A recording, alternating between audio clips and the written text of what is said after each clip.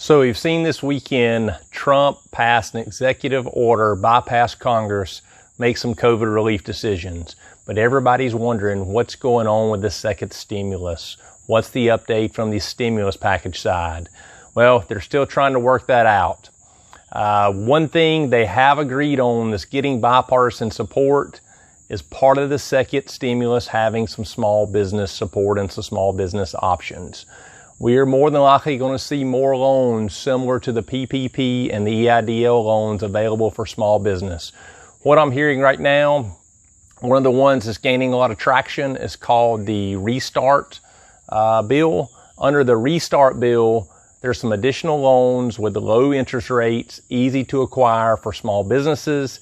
It has a wider net. It's easier to use than the PPP. Some of it may be forgivable. It's a spread out payback period, just something else to get money in the hands of small business and help them survive through these challenging times. Now, again, this is the Restart Act and the Restart proposal. There's some other things in there as well. What they can't seem to agree on right now, and there's other bills on the floor. There's the HERO Act. There's 3 or 4 different bills being proposed with different variations of support for individuals. Individuals, from what we're hearing across the board, are going to get another round of checks. It may be the $1,200, it may be less, it may be more. They're working through that. Unemployment is another piece of it. Payroll taxes are a piece they're still discussing, even with the executive order.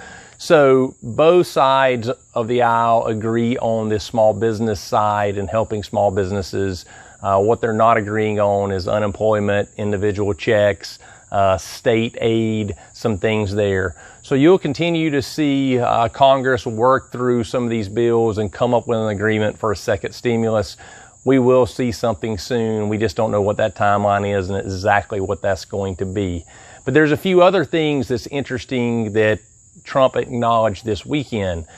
Trump acknowledged as part of a statement he is also working on some income tax reductions and capital gain reductions. This is huge from a tax standpoint.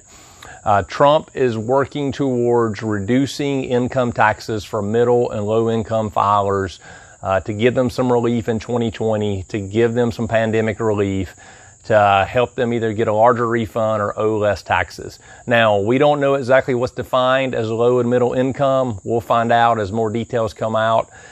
Capital gains, that is a huge one. Capital gains right now exist at 15% and 20% for long-term capital gain. This is real estate sales, this is stock sales, these are business sales, things from a transactional nature on a large scale.